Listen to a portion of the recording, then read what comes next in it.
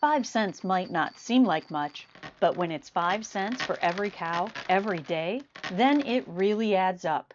New AminoSure XM precision-release methionine provides the optimal combination of cost, feed stability, rumen stability, and intestinal release to deliver the best cost per unit of available methionine on the market today.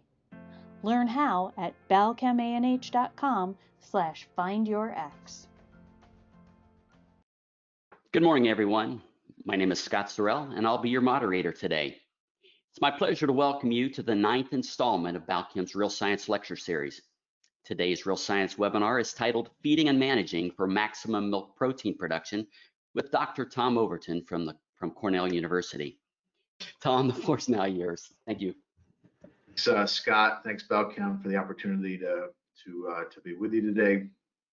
I want to talk a little bit about feeding and managing for maximum milk protein production. We're going to hit a few different things in this presentation, and again, appreciate any questions that kind of come to play, and we'll address those as best we can. So I'm going to start just with some milk price stuff, and obviously it's been if anybody had told us back in late 2019 and even the early 2020, when we were forecasting a very positive 2020 for the dairy industry, where we would have ended up in the roller coaster ride that we've been on the last several months. And so this actually accessed this a month ago, although I checked it just a couple days ago, and actually it's even a little more positive. Looking through the end of 2020 from Agrimark, which is one of the co-ops here in the northeastern U.S. But this just shows component prices per pound fat protein in 2019, 2020, other solids, PPD, et cetera. And I think obviously no surprise anyway. That kind of precipitous drop in milk price in kind of working into that April-May timeframe, but certainly projecting quite a rebound through the end of the year. And now certainly also projecting even more negative, perhaps PPD than even this, so the component prices don't tell the whole story. But we're cautiously optimistic. I'm not a dairy economist, but cautiously optimistic that once we have the world shuts down again, that we'll have a more positive scenario going through the rest of the year than certainly we may have projected at one point in time. Okay. One of the things that we put out on the ProDairy website, we've got a variety of things that we use during challenging times. And I just want to remind you that there's lots of materials at this ProDairy website, not only related to things during challenging times, but also a bunch of COVID-19 related resources as well, some podcasts, some webinars. We've been doing a bunch of different things there, as have others, and so feel free to access those materials there. But in terms of feeding strategies during challenging times, or feeding strategies maybe in general, right? We certainly believe in knowing and tracking income over feed cost, income over purchase feed cost. We like that metric because it's a single metric that you can look at the farm level that correlates better than any other with overall farm profitability. It accounts for about half of the variability in overall farm bottom line. Of course, that said, that means everything else accounts for the other half. So it's not everything, but it's an important factor that we look at. Also certainly relates to cash flow. We're going to talk about that here in a minute. We want to also make sure we're optimizing our use of homegrown forages and feeds, and that depends a little bit on where you are. If you're in a place where you're purchasing all your forage, and in turn you're trying to optimize that use, or perhaps evaluate that relative to the other purchased ingredients, byproducts, et cetera. Of course, in the Northeast, our paradigm tends to be, focusing on, making sure that we're feeding generally higher forage diets if we have it, especially if digestibility are favorable in that. Fine-tuned feeding management, always an area where I think we can do better at the farm level. We continue to see lots of losses that occur sort of behind the scenes on that. Strategically review diets. Again, everything in a diet should have a reason to be there. We've had some discussion, and there's more in the paper about things you might think about, but clearly things that maximize or continue to focus on improving milk component yields, fat and protein in the diet would certainly be priorities, as well as things that relate to transition cows that could have longer lasting impact. And we'll talk about some of those. And then, in the last several years, again, with the dairy economy where it's been, people have certainly, I think, done in general a better job of looking at heifer inventories, needs, and assessing those. One of the things that we've done within the Pro Dairy program in the last number of years is Jason Karsis has really been the lead on this with Lauren Hill and others over time. Has been to do some discussion groups of farms. These are peer-to-peer groups, 8 to 12 farms per group. They compare full financials. There's a high degree of confidentiality and trust within the group, but they also do various projects. And so one of the projects we've done over time has been focused on evaluation of feeding programs from an economic standpoint. And in this particular group, we focus on income over feed cost. And so what I've just got on here, instead of taking you through all of it, is just a summary slide from one of the groups that we did where we highlighted 4 herds that had very high income over feed costs, or the top 4 herds in the group. So at the time, over 13 bucks per cow per day. And then the bottom here, 3 herds with income over feed cost less than 11. So these are the bottom 3 herds. And I think if we look at this, the differences here, we can start to get a sense for how these compare. One thing that's very striking at the top here is these herds with high income over feed costs. They're making milk and they're making components, right? So they have higher energy corrected milk. They have higher fat and protein yield per cow per day compared to these herds on the bottom where they're significantly lower energy corrected milk and fat and protein per cow per day. Herds with higher income over feed costs have higher feed efficiency, right? Energy corrected milk divided by dry matter intake across the entire lactating herd, running about 1.7. Down here in the bottom, running about 1.6. That's not shabby, right? But still 1.7, and certainly higher milk yield helps this, will help to improve that. Okay, higher cost per cow per day, right? So the higher income or feed cost herds have higher cost per cow per day, but of course these cows are making a lot more milk, so therefore they're eating a lot more feed. Okay, probably not enough herds in the data set to really look at this, but it's interesting to see maybe, in general, maybe running a little bit lower stocking density in these herds with higher income over feed costs versus those herds with higher stocking densities. It's been interesting for us anyway, as some of the herds, at least in the Northeast, have tried to meet base excess programs, 85% or maybe 90% or whatever of March production. That as herds that have been more overstocked have depopulated, they've actually had a hard time reducing overall milk flow, which reminds us of the value of really thinking about stocking density at the farm level. These herds that had higher income or feed costs have higher forage NDF intake. That's one of the ways we look at forage NDF intakes or forage feeding levels. And I would say we had access to their analysis, and they had quality forage. They had sufficient quantities of it, and so they were utilizing that forage to its best ability. In general, lower forage feeding levels here in these herds at the bottom. Similar milk component percentages, right? These two. And then these herds at the top, slightly higher cost per pound of dry matter, right? So some folks like to look at that.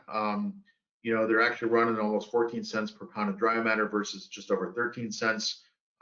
So again, maybe reliance on technologies like some amino acids, maybe some specific fat sources trying to drive some butter fat, maybe less reliance on I'd say quote unquote cheap ingredients that also have some challenges relative to various aspects of their value.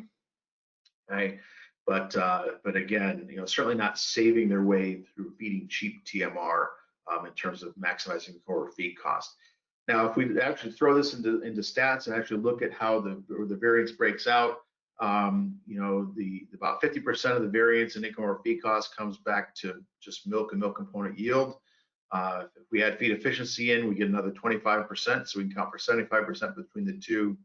And actually, if we throw the cost per pound of TMR dry matter in there, we get to 85%. But again, that's the minor player in this. The big deal is milk and milk component yield. So, again, we're gonna hit this as we go through, but just again, back to strategic use for review of rations, optimizing forage and homegrown feed use. Looking at evaluating and adjusting for fiber digestibilities, particularly with the newer availability of some of the UNDF 240 type information from some of the labs.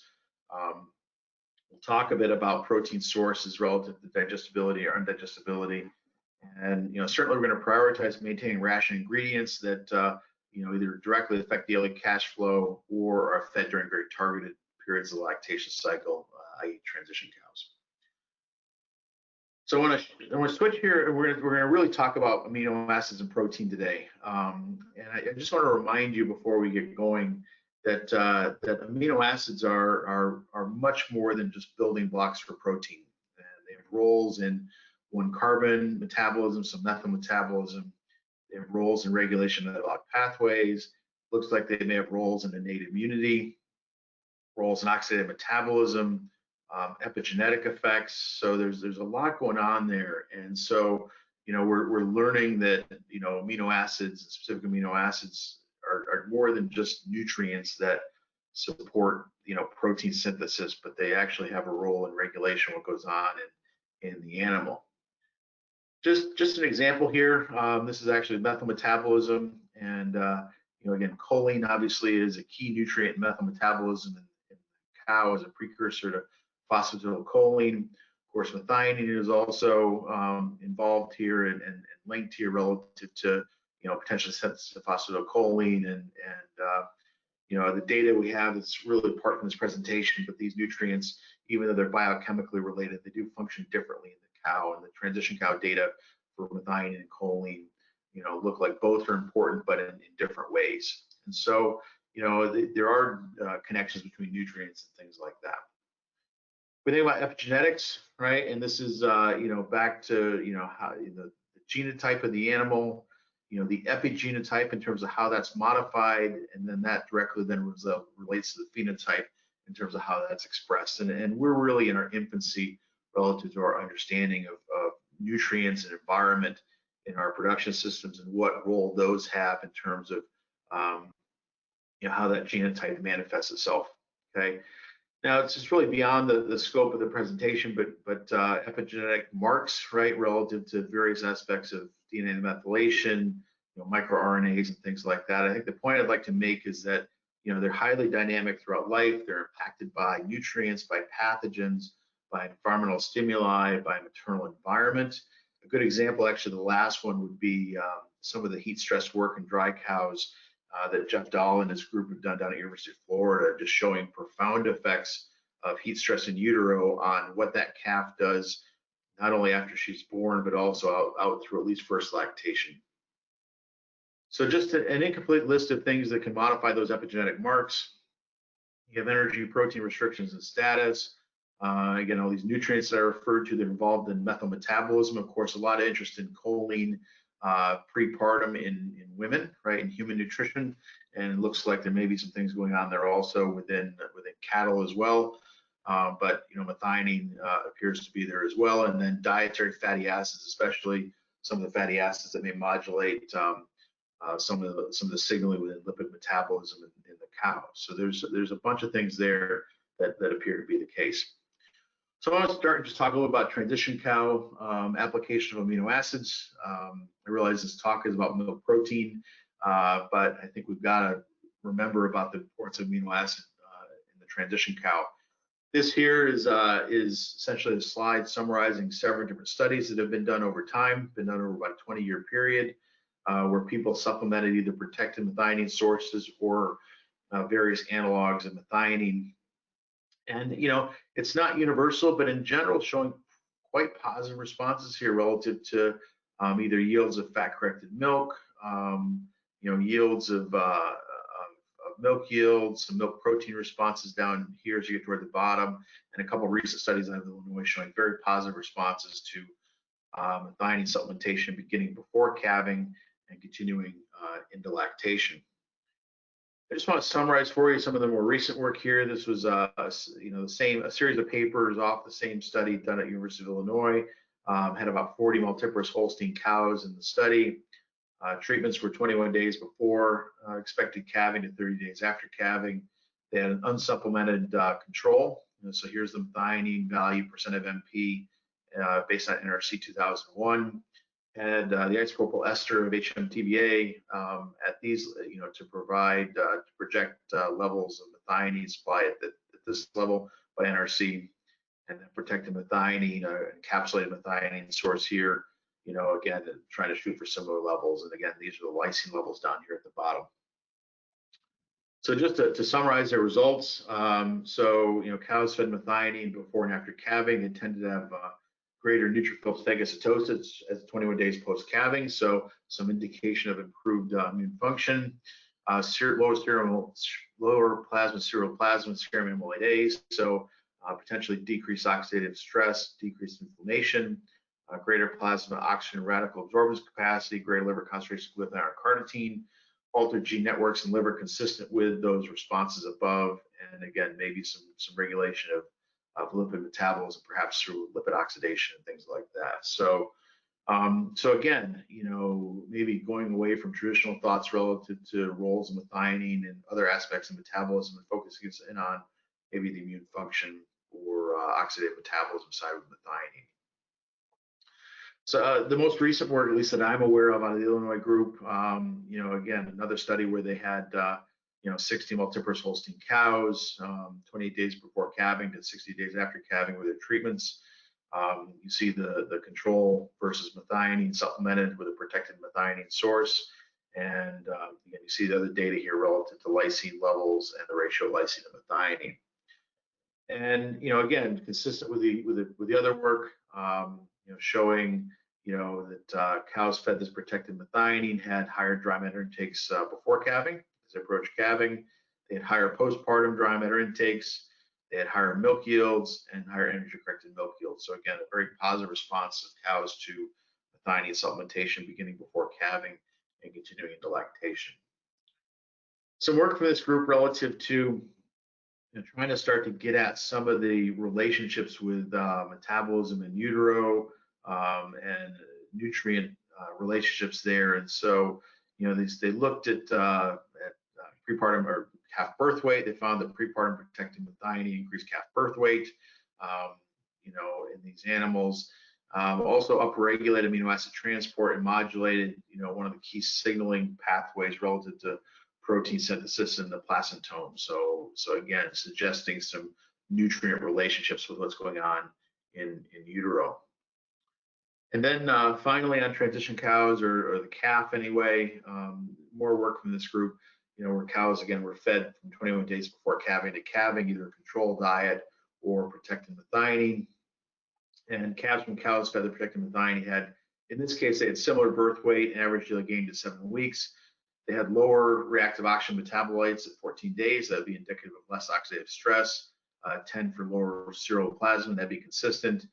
Some changes in insulin signaling, glucose, and things that relate to methyl metabolism there in liver. So I think there's a lot more work that needs to be done in this whole area, but clearly indicating that there may be, likely is something going on with nutrient supplementation before calving relative to what that calf does or does not do after she's born. So I'm going to switch gears now and talk a little about milk components and using amino acids to improve the efficiency of nitrogen use. This is now what is becoming a very old slide. This is the plot of amino acids, or lysine plot out of the 2001 dairy NRC. I guess that's when my photo was probably taken that originally used the marking materials. So, but anyway, so we have more data and changes over time. But again, the classical studies show, or summary of studies here showing that as they supplemented more lysine, they saw increases in milk protein content. They tend to see better responses when methionine was at higher levels. Of course, we know those two amino acids are again considered generally be the two most limiting for production of milk and milk protein. Similar story here with methionine relative to, again, as they had more methionine, it's according to the NRC model, had higher milk protein responses as well. And then again, with better responses in general when lysine was higher. So I'm going to show you quickly a couple of meta-analyses. This was done by Bob Patton, and there was a meta-analysis that was done, again, probably, well, it's about 10 years ago, it was published. Had about 35 studies in the meta-analysis using encapsulated methionines, 75 diet comparisons, and an average of about 20 grams of protected methionine fed per cow per day. And so, again, if I show you here just the mean responses as well as min and max here for dry matter intake, milk yield, milk true protein percent, milk true protein kilos, milk fat percent, milk fat kilos. Quite a bit of variation around responses here, but not seeing a whole lot of average response relative to intake or milk yield, milk fat percent, milk fat kilos, but certainly seeing this increase in milk protein percent and yield. And I think these responses are probably a bit modest compared to what we typically might see in the field. You got to remember, a lot of these studies may or may not have been balancing for lysine as well. They may not have been thinking about some of the things nutritionally with carbohydrates and digestibilities and otherwise that now are pretty routinely thought of out there in the field. One more meta-analysis here that Jeff Zanton did, and again, what he did in this meta-analysis is he had one column here where we just had typical responses to experimental post-ruminal infusion of methionine, right? So experimentally, if you just put methionine post-rumen, what does it do? And basically what you see here is pretty much, generally speaking, a milk protein response, maybe a slight milk fat response here, but generally milk protein response. You've got kind of the analog here, methionine HMTBA, and again, potentially seeing a milk yield response, although not significant, but fairly reliably seeing a milk fat percentage and yield response. And then at least two of the commercial forms of protected methionine, again, generally, consistent with other meta-analysis showing, a milk protein response, and then either no or lesser milk fat response. So again, pretty consistently expect a milk protein response there. And so just to remind you that all models differ in their numbers, right? In terms of what's appropriate, these would be the optimum amino acid concentrations for an MP for CNCPS 655, which is the model that's out there within AMTS and NDS, DALEX, and others. And so, again, milk protein yield, milk protein percent, right? You're going to be somewhere in the 6.8 to 7 range percent of MP for lysine, and 2.6 to 2.8, maybe pushing 2.8 for methionine. Okay, and again, I tend to look at those more than I look at the ratios of lysine and methionine, because you can be low in both and have a ratio that looks really good, to each other, but you're still low in both. Okay. Just going to quickly talk about using protected lysine and methionine in conjunction with lower MP supply. I'm going to highlight a couple studies out of Penn State here, and then we'll keep moving. So this is son of Alex Christoph's group here. They were interested not only in protected lysine, methionine, but also histidine. And so, and you get the punchline here that they increase milk protein yield, the dairy cows fed an MP deficient diet. And so, 48 cows, they did the study in 2 phases, in a 2-week covariate or 2-week adaptation, 2-week covariate, and then 8 weeks of data collection. They had a control diet that was deemed to be MP adequate per NRC 2001. They had a diet that was deemed to be MP deficient by NRC 2001. And then to that deficient diet, they added protected methionine, protected lysine. And then in this final treatment, they added the protected methionine, protected lysine plus protected histidine. They had an experimental protected histidine there. Quick note here that I think is interesting, that the cows fed that MP deficient diet, they outproduce NRC 2001 predicted MP allowable milk by about 10 kilos a day, so about 22 pounds greater MP allowable milk than predicted. So again, just showing some of the areas of opportunity improvement within that particular model. Again, diets were generally based on corn. This is just period 1, adequate MP, deficient MP, period 2, adequate MP, deficient MP. Corn silage and haylage based, a little bit of grass hay. Essentially there is some confounding here with higher cornmeal, so maybe a little higher starch content here in these deficient MP. And they achieved the lower protein by reducing canola and decreasing expeller soybean meal in both of these dietary scenarios. Just show you the protein content here. The diets are running pretty low on the deficient, down in the 13s, and you see some of the other deals here. Again, I don't think they reported starch content, but that would have been interesting to see. Just showing you in general, if you look here, basically when they went from the adequate MP to the deficient, they lost milk, decreased milk yield by 3.5 kilos a day. Fat percent, protein percent were similar, but protein yields were down, MUNs were down. They began to add back lysine and methionine, lysine, methionine, histidine, and in general, you see recovery of milk yield, of milk fat yield, of milk protein yield as they added back those amino acids. Okay. And then they did a follow-up study, or another study here, where they looked at, they had again similar two phases.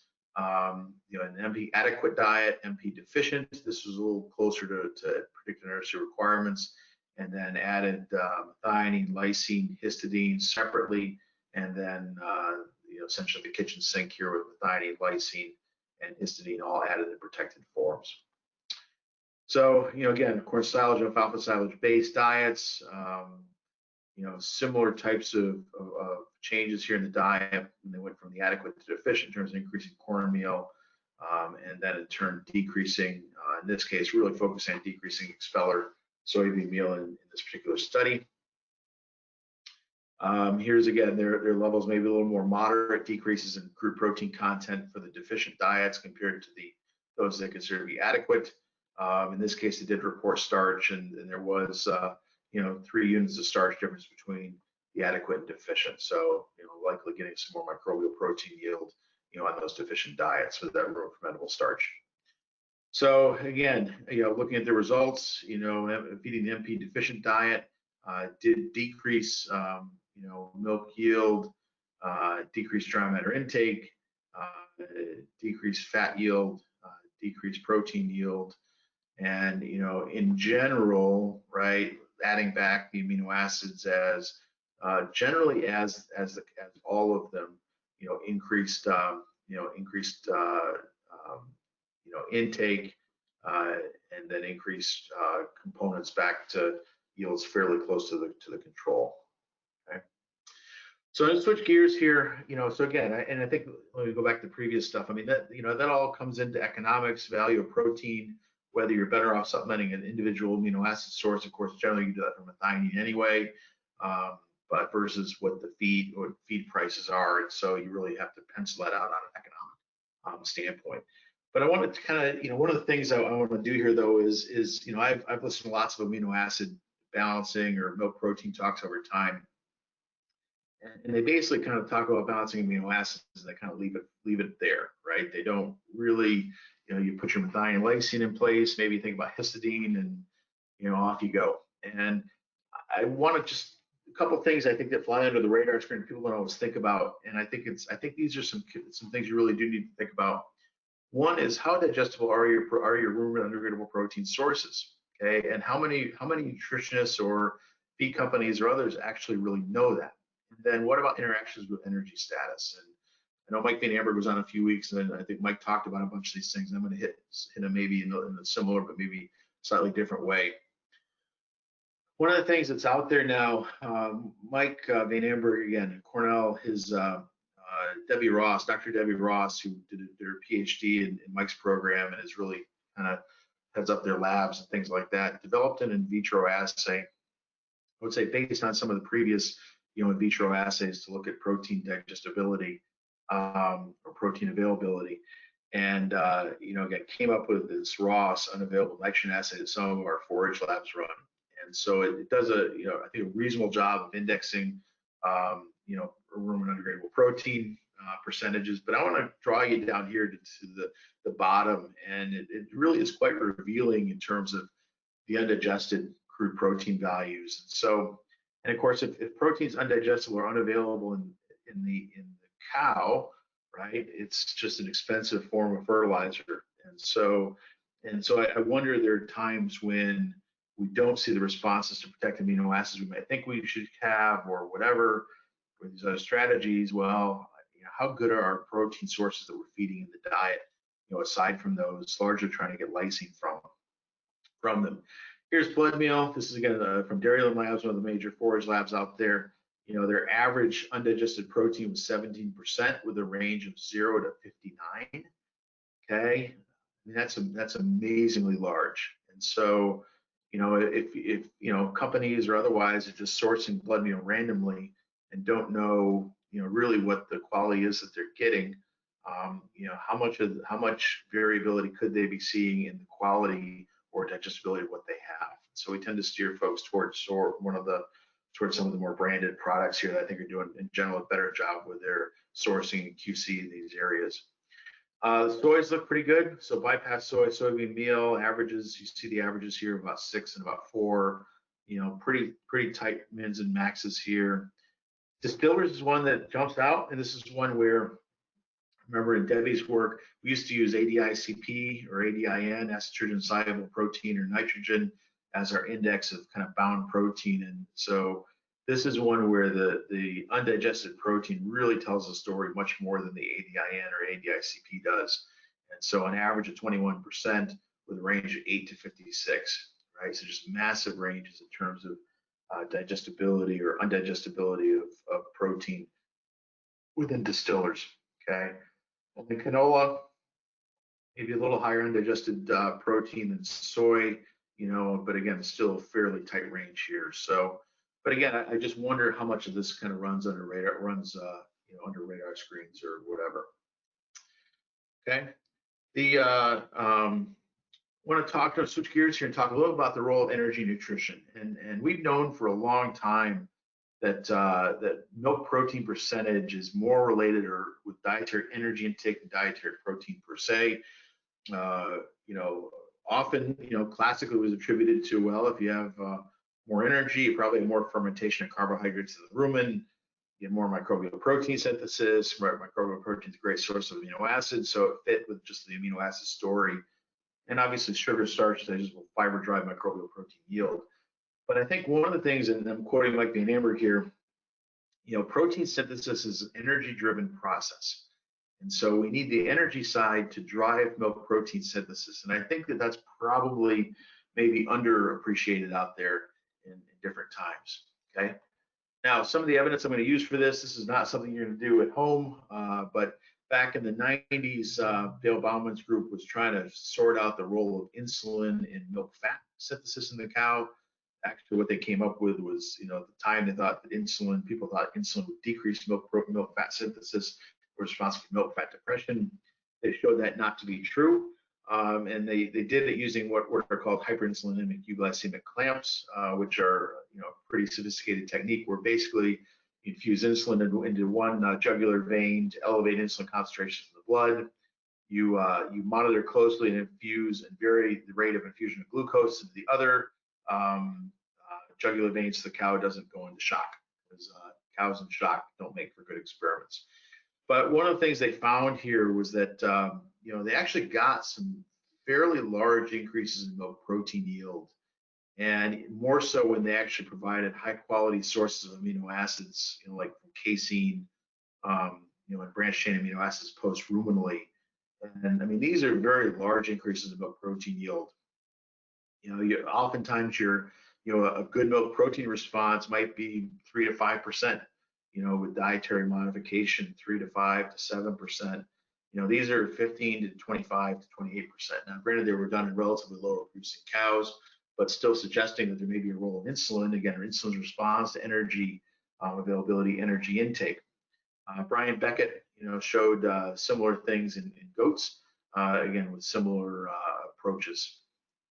So Lori Winkleman, who's did a PhD in our program, she was interested in milk protein and also interested in the role of insulin regulating that. And so this was an experiment that Lori did as part of her program. She had 10 cows per treatment, 30 multiple Holstein cows, in kind of an early to midish lactation. Had 3 treatments, 10 days for 10 days of control. And then we used 2 different forms of some of the human long-acting insulins that are given to people with diabetes. And so gave those twice a day. Lori did a bunch of work previously to get a dose right that would elevate insulin in the cows, but in this case, we weren't trying to infuse glucose. We wanted to have a dose of insulin that would elevate insulin a little bit, but then that the cow's metabolism could adjust, and we wouldn't need to, give her glucose and things like that. And so took blood from these cows and milk samples every other day. The basal diet that we fed was corn silage, cornmeal, a little bit of wheat straw. You see a grain mix here, had some bypass soy, had some blood, had a bypass lysine source, had split our, had some methionine analog and the protected methionine here in the diet. We wanted to allow these cows the ability to respond to the insulin if there's a response to be had. So we were slightly maybe overformulated on NP allowable milk relative to ME allowable milk. And again, we had lysine and methionine kind of covered. So all cows were fed the same diet. So what we found here, you go to control, the C is control, the H is the humulin, the L is the lantus. Again, those are the two long-acting forms. These cows were eating about 27 kgs of dry matter intake. Milk yields 47, 48, so about 110 pounds of milk per cow per day. We took protein from a 3.0 to a 3.2 to a 3.3. And as you can see, tends for increases in milk protein yield. Of somewhat surprise was the time was actually we saw an increase in milk fat, particularly relative to the lantus here. And again, this actually gave us better insulin responses in the cows, more steady, kind of longer acting, than the other form that we used. And so, just illustrated for us again. So insulin, may signal the mammary gland not only to make milk protein, but also to make milk fat.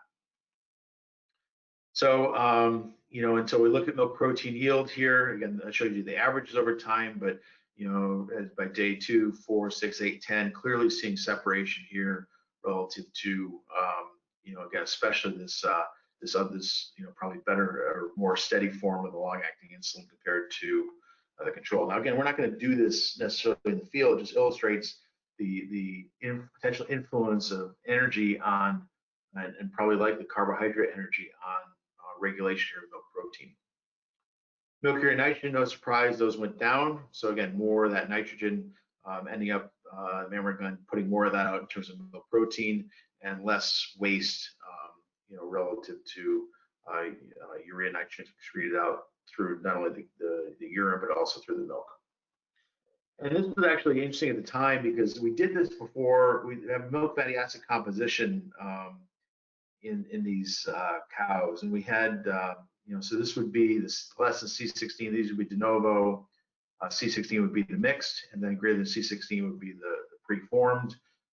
We did this before all the work that Dave Barbano and others have done relative to looking at more detailed milk fat characterization on farms and things like that. And remember, we got a pretty good milk fat response for cows fed the lantus, or not fed the lantus, sorry, administered the lantus by injection, and largely was driven by the de novos. And so the mammary gland responding to that insulin by synthesizing more fatty acids. So again, back to this whole concept of synthetic.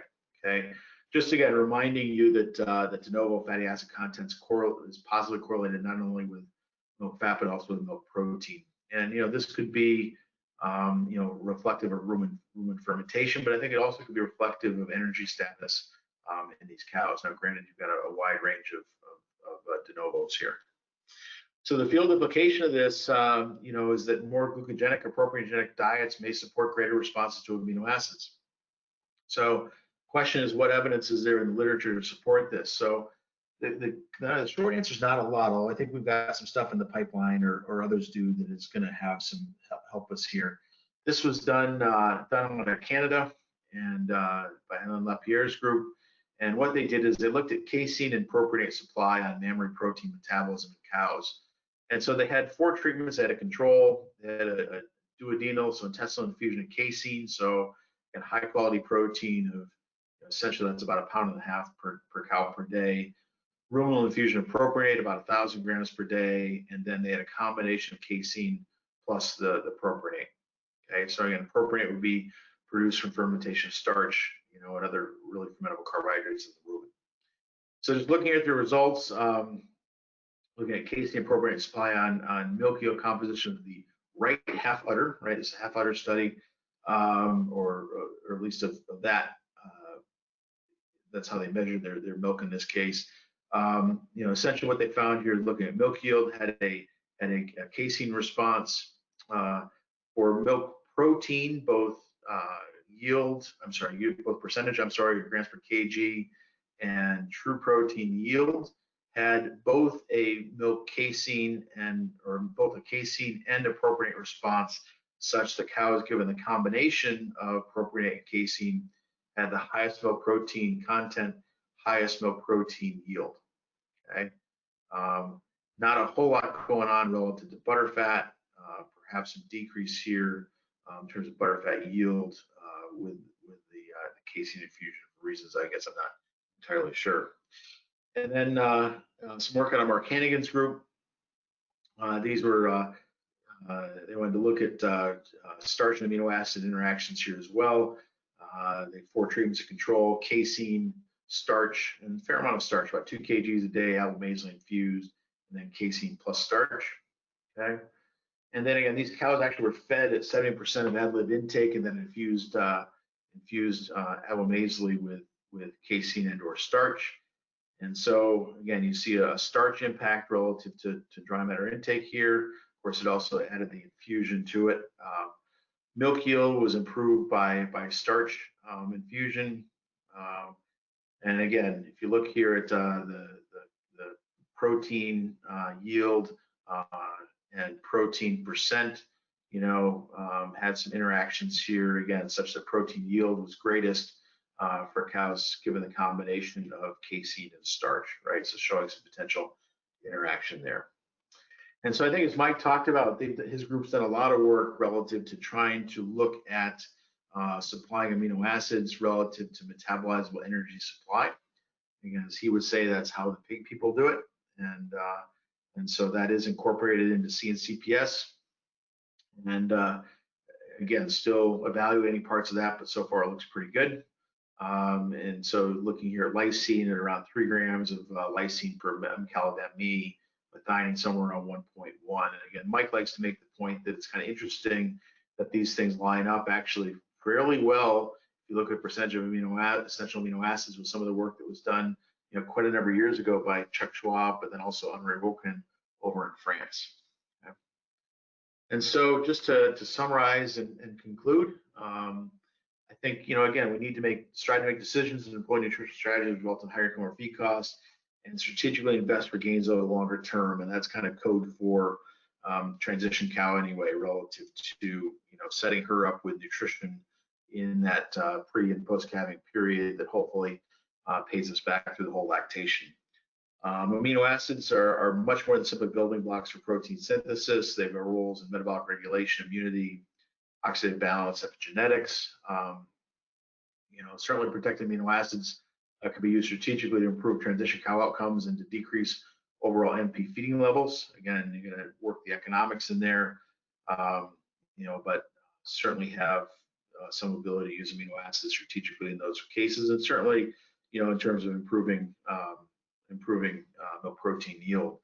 And again, just keep in mind potential effects of protein source quality and consistency, as well as interactions with carbohydrate nutrition. And again, I think, if we can kind of make sure we got really good fermentable diets, we stand probably the chance of having better responses to amino acids out there in the field.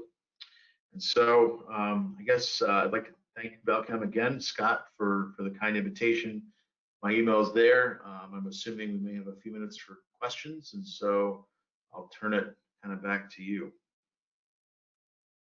All right, thank you, Tom. That was very, very insightful. Before we get started answering questions, we'd like to start with a brief 1-minute video, and then we'll be right back to answer your questions.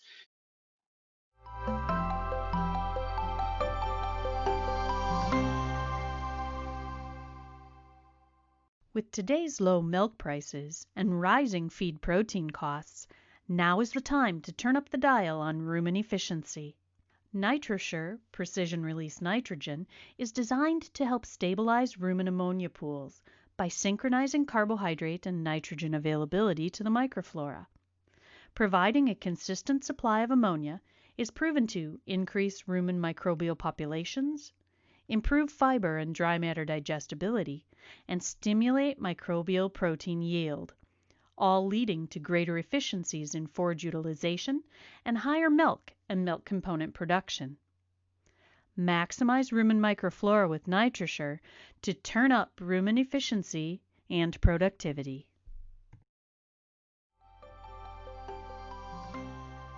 Dr. Overton, first question is, what is a realistic goal for pounds of components produced per cow per day? Yeah, so it's an interesting question because, if we go back probably 8 or 10 years, that was not really a discussion, even though we've known, we've been priced for components, at least in the US or most parts of the US for about 20 years now. I mean, if you ask a farm, what their milk yield, and even today, right, you ask a farm dairy producer or, what their tank average is per cow per day, they can usually tell you within a pretty narrow range. You ask them what their components are, and they can usually, come up with about where the milk fat percentage is, milk protein percentage is. But then you ask them what their pounds of component shipped per cow per day, and we're getting better on that, but still a lot of folks don't have that kind of top of mind. And so when we first started talking, so why we like it is, I remember going back, we'd have a herd with, let's say we had a herd at 90 pounds of milk with a 3-4 fat, 2-8 protein. And, they'd always kind of write off the low components as, well, I'm making 90 pounds of milk. Well, that doesn't get you to over 6 pounds of components per cow per day, fat and protein. And so when we started talking about this, we'd say, boy, you're doing really well if you're over 6 pounds of components. Then people realize that, we need both, milk yield, and we need component percentages kind of at or above breed average if we're really going to get to higher levels of component yields. And so, 6.5, 7. I mean, I think 7 is, for right now, if you're between 6.5 and 7, you're cranking. And there are certainly herds running over 7 pounds of fat and protein shipped per cow per day, and just really doing well there. But again, like everything else in the industry, as we do better, we move the bar, right? Because we make progress, we figure out how we can improve. But we put an article in Dairy Business. We've had a relationship with them at least different times, and we have an article that I wrote along with Dave Balbion, who's one of our extension specialists, said, can you join the 7-pound club? And I've always been amazed at what interest that generated. It must be people like to be part of a club. So anyways, but yeah, over 6 is good. 6.5 is getting toward top end. And again, we definitely have herds that are running over 7 pounds of fat and protein shipped per cow per day. Oh, thank you for that. Very interesting. The next question is, how low are you comfortable balancing for MP compared to requirement with CNCPS biology? Yeah, so you're gonna get maybe different answers to different people on this. I'm probably between 95 and 100% of MP requirements in lactating cows. I mean, I think we definitely are more accurate in predicting protein MP supply than like we were in the CPM days, and actually also in the clearly compared to NRC 2001. And we're going to want to be confident in our digestibility of protein sources, and also likely pulling amino acids into the mix as well. Okay, you may hear some different numbers from different people. That's kind of where my comfort level is. We're not going to drop much below the 100%. All right, thanks, Tom.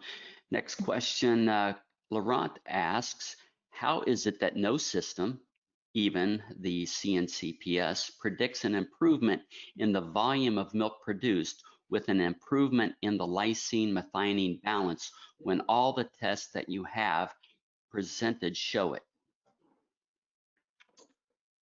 So I think there's a difference between I think there's a difference between if you look at milk yield responses, right? Milk yield responses, volume responses to amino acids.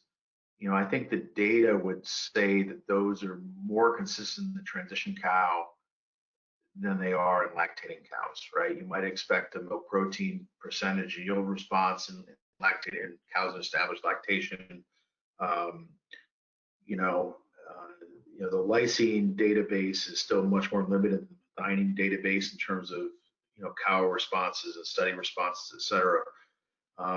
But again, if you look at how the CNCBS accounts for requirements, right? I mean, it's requirements for maintenance, growth, lactation, and pregnancy as our most nutrition models, and I don't think there's really a nutrition model out there that truly represents what's going on in the dynamics of the transition cow relative to how nutrients are functioning there. So it's they don't fit the classical.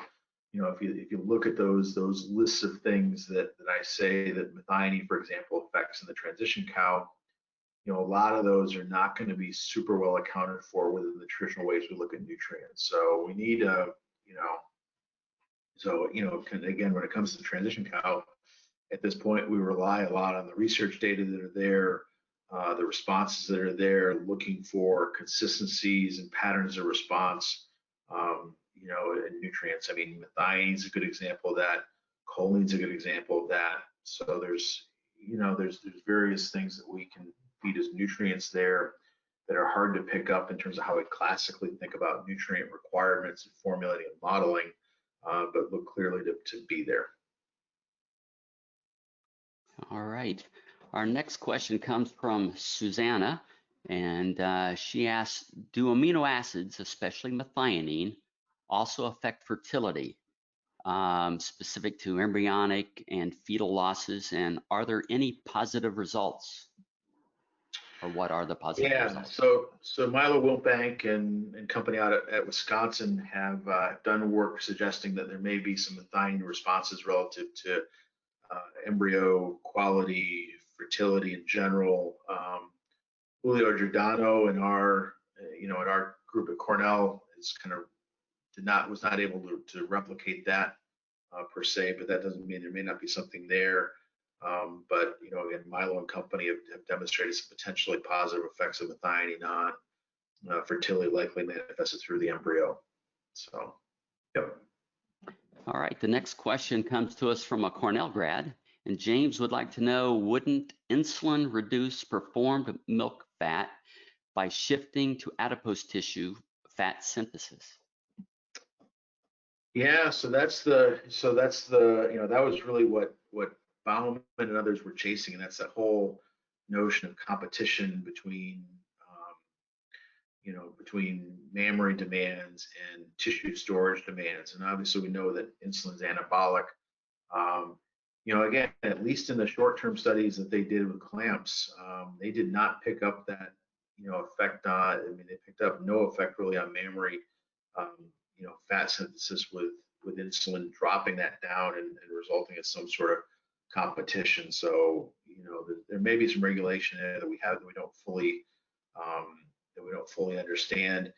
I am intrigued still by a bit of the work out of Michigan State showing that if you shift diets toward more digestible fiber sources in the late lactation, you can maintain component, i.e. away from starchier diets, that you can maintain milk component yield without necessarily increasing body condition. I think that's interesting on a longer term basis, but in general, we haven't really thought about insulin as necessarily promoting,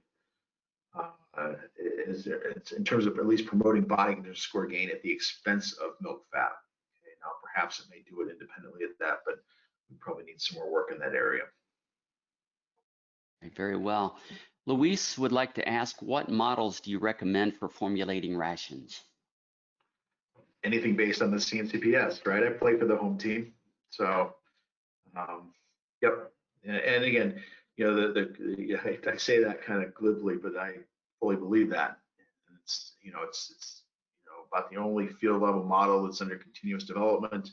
Again, Mike's got the lead on it, his team. Relative to, and obviously there's various user interfaces out there that all incorporate the CNCPS biology, and again, I end up working with folks that use any of those pretty much. So anything based on CNCPS biology, but again, I play for the home team. Of course you do, and I wouldn't expect Thanks for the question, Scott. Did you expect a different answer than that?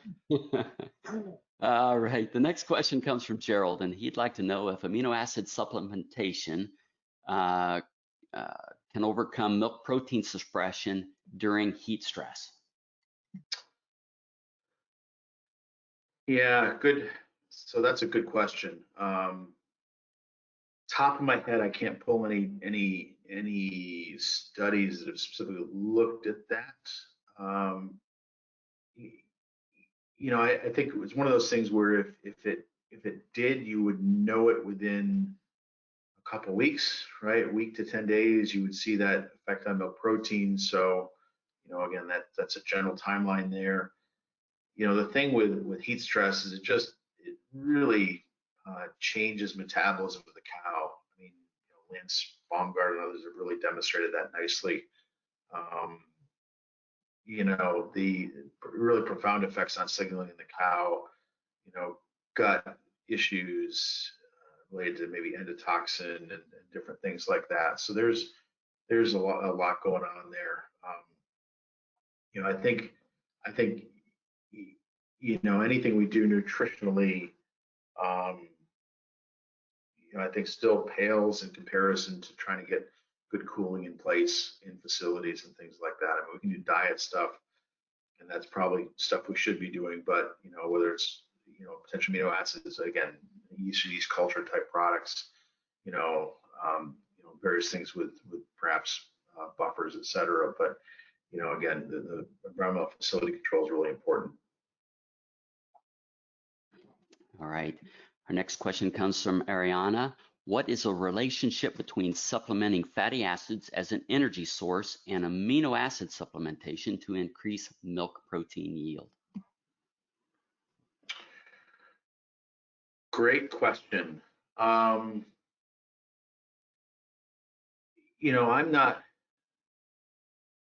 not aware of a lot of work looking at interactions of specific fatty acids with amino acids on milk protein. I mean, obviously people are interested about specific fatty acids relative effects on milk fat.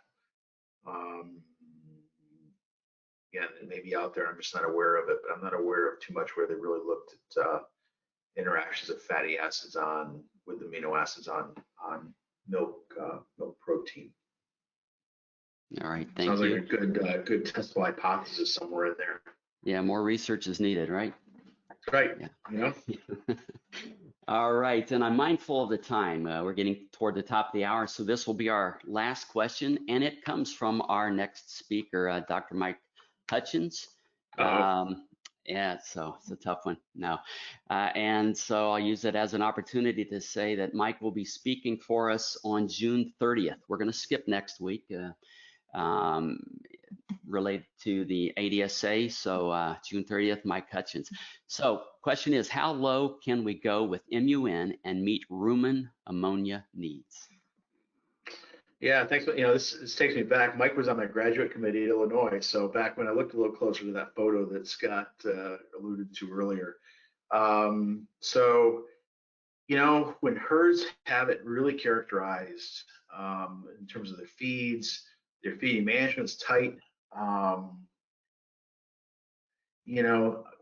We don't get too, and again, if we feel good with our model predictions and we're running positive rumen ammonia balances, we know they lean more on recycled nitrogen the more we tighten up protein supply, so we're a little less worried about shorting the rumen. We'll get down to that. 6 is probably really the floor, but 7 to 8, and feel okay about it or feel decent about it when 10 years ago, 15 years ago, we would have been pretty concerned at running ones that low. But I think we're getting a better handle not only in terms of feed characterization, but also our understanding of the biology of how nitrogen works in the cow, where we feel like there are areas where we can really reduce that urea loss, and that'll be reflected obviously in the months. So thanks, Mike. All right. Thank you, Dr. Overton, and thank you everyone for attending today's webinar. If you have additional questions, please submit them to anh.marketing@balchem.com, and we'll forward them to you along with the unanswered questions from today's session. Remember, you can receive 1 ARPAS credit for today's webinar. A certificate of participation is available to download in the Handouts tab on your control panel. Please answer our short 3-question survey as you exit today's session. You'll also receive a follow-up email within 48 hours with a link to a recording of today's webinar that can be shared with others in your organization. Links to past webinars are also available at balchemanh.com/realscience. Balchem is hosting a webinar every Tuesday through the end of June. Our next webinar will feature Dr. Mike Hutchins from the University of Illinois. He will talk about improving dairy economics and profitability. Go to balchemanh.com/realscience and click on the Register Now button to sign up. Note that we will be skipping next Tuesday to allow you to take part in the ADSA session scheduled for next week. We will resume our webinars on Tuesday, June 30th. On behalf of Balchem and Dr. Overton, thank you for joining us today.